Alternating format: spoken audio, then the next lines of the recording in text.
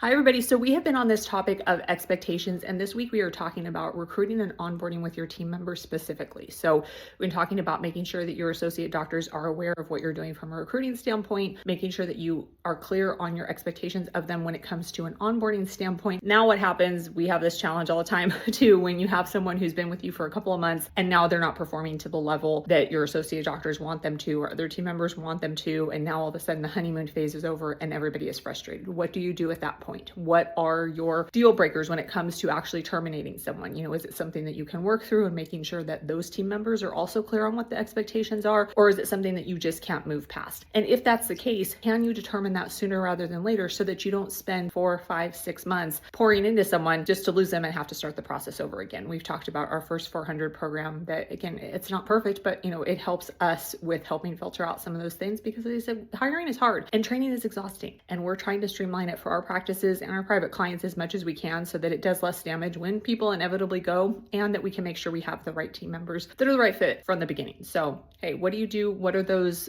guardrails that you set up in place when you're determining if someone is still a fit for your team versus there might just be some growing pains that are happening whenever you have a new team member?